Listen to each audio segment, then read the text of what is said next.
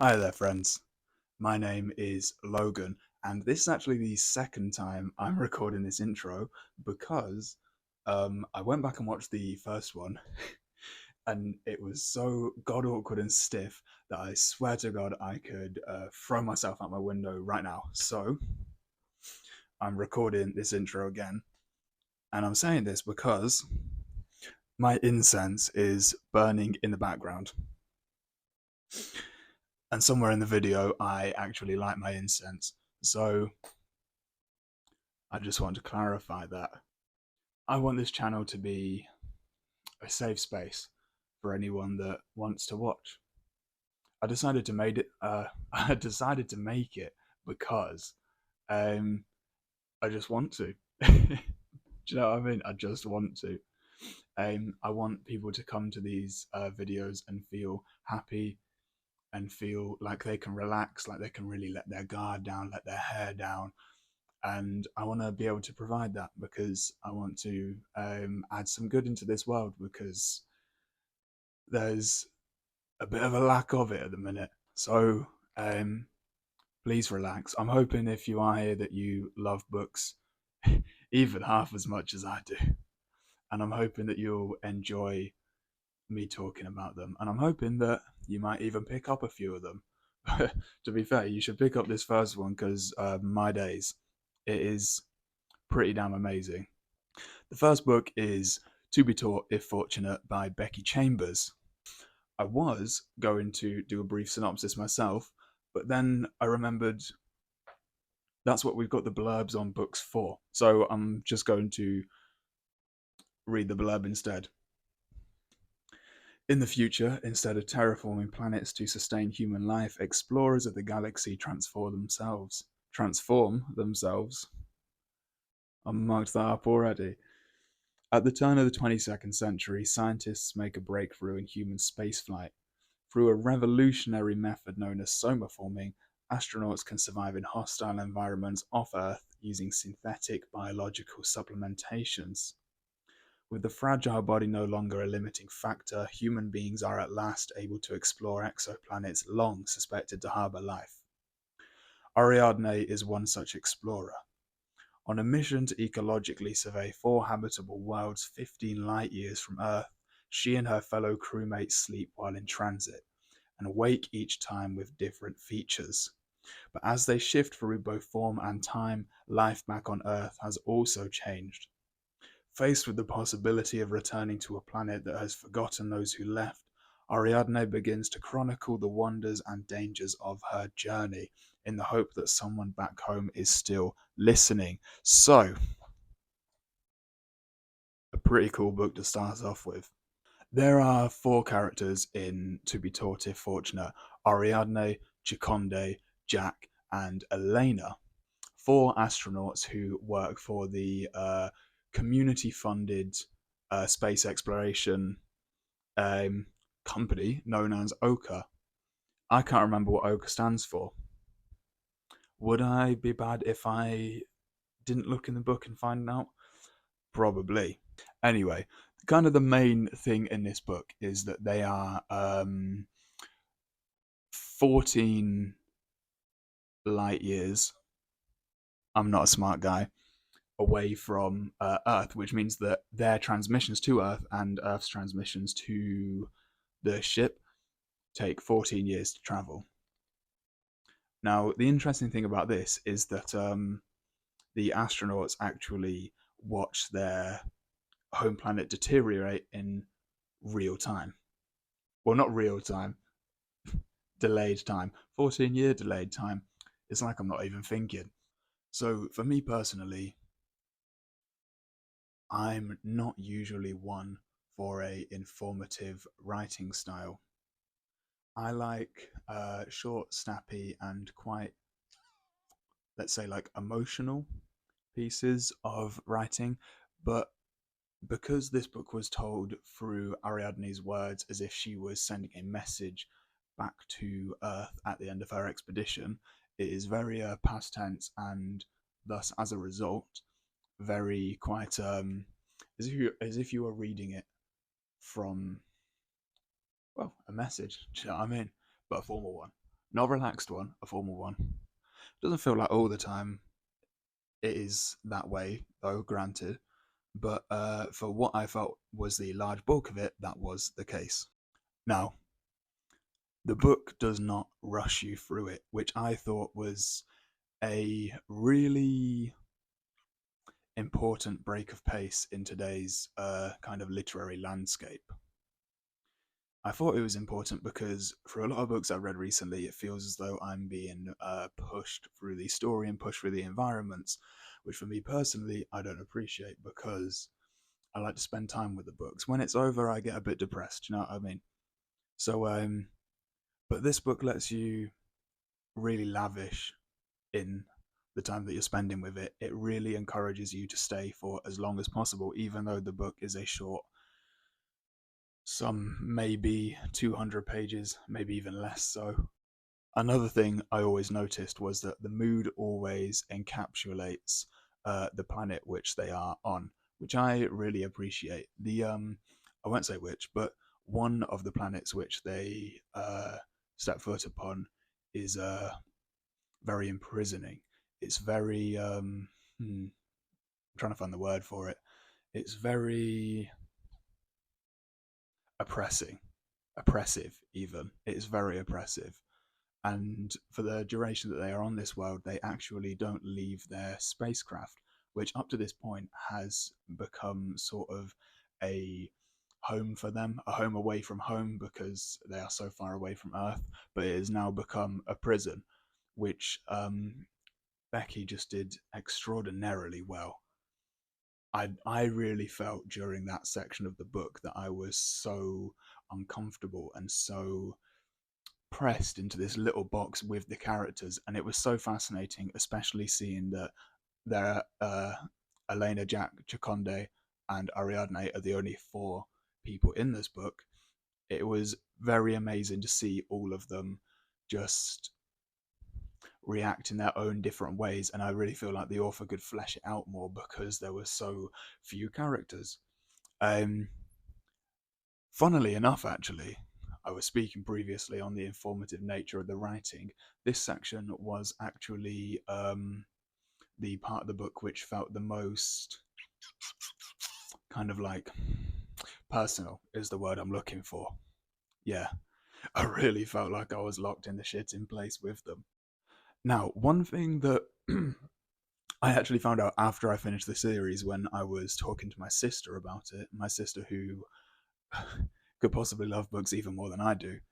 One thing that I found out afterwards is that it's actually the fourth book in the series, which starts with what's the book called? It starts with it's like A Long Way to a Small Angry Planet or something like that. I've not read any of the other books in the series, but because I picked up this one and it really felt like a standalone, I feel like that was how it was meant to be read.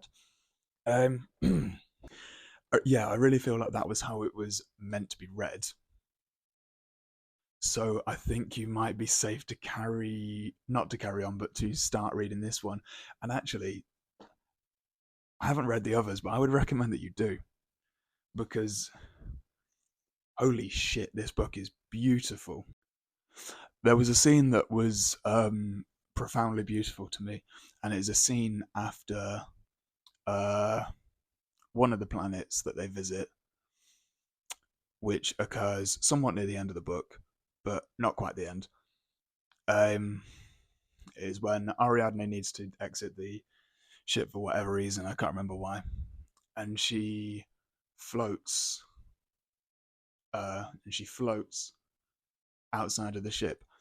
And it's not like it's a particularly unique scene, but the fact is that it was written so uniquely and so beautifully that shit, I was on the bus and I felt like I was, and I felt like I was floating with her.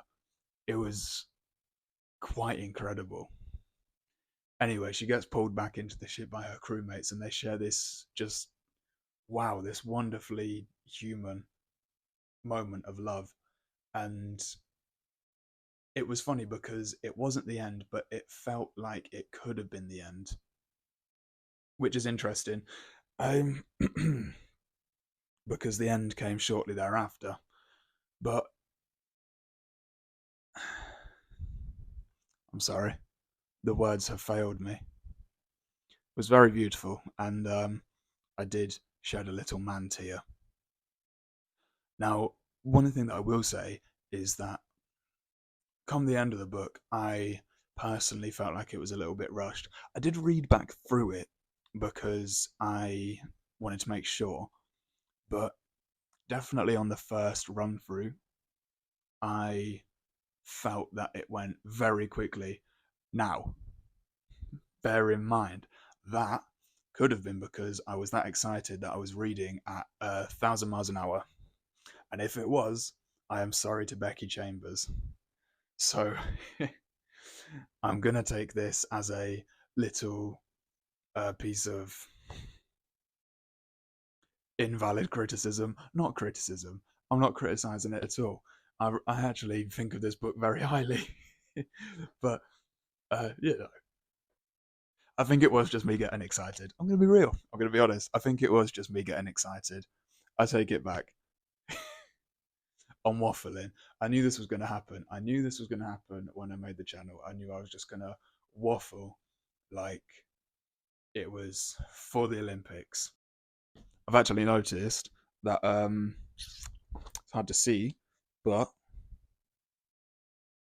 my friend Josh, a name which I share with many friends actually, but my friend Josh, who is considerably older, has left me a nice little heart. I don't know if you can see it. He's left me a nice little heart in the corner of the book. I bought To Be Taught If Fortunate a long time before I actually read it. I went through this phase where I sort of like bought books but didn't really read them. It was a bit annoying. I was doing a lot of writing myself. But anyway, I decided to pick To Be Taught If Fortunate up because it seemed quick and easy.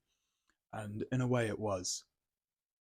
But it wasn't quick and easy in the way that I thought it would be. It was quick and easy simply because I enjoyed it so much.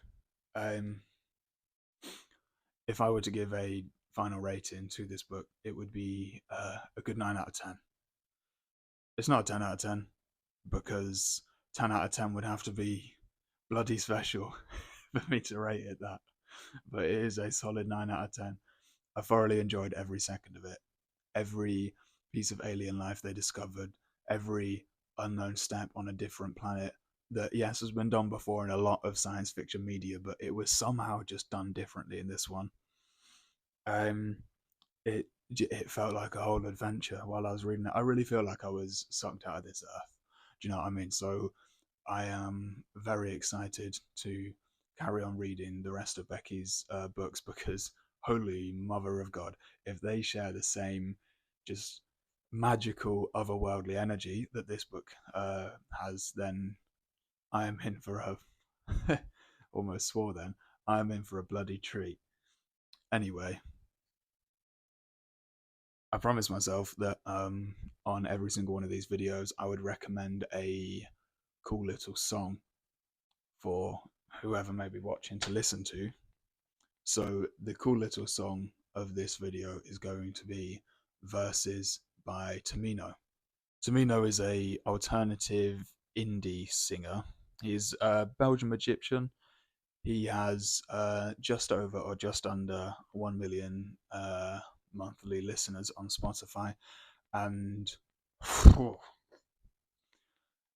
I first discovered him maybe close to 2 years ago.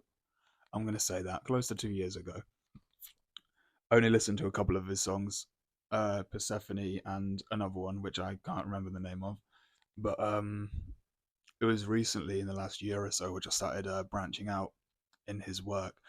And my God, I'm glad I did. His voice is hypnotic, to say the least.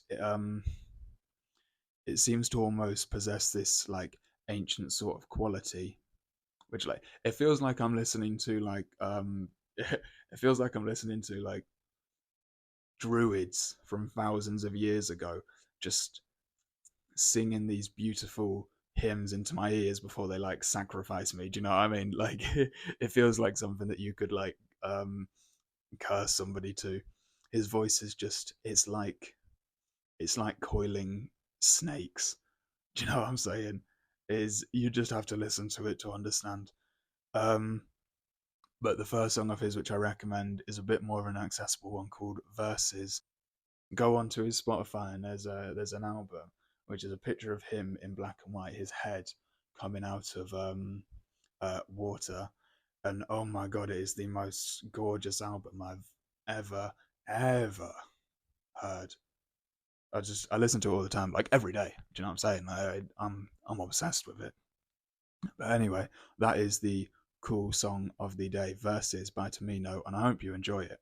This has been my first video. My next one, I will definitely be somewhere outside.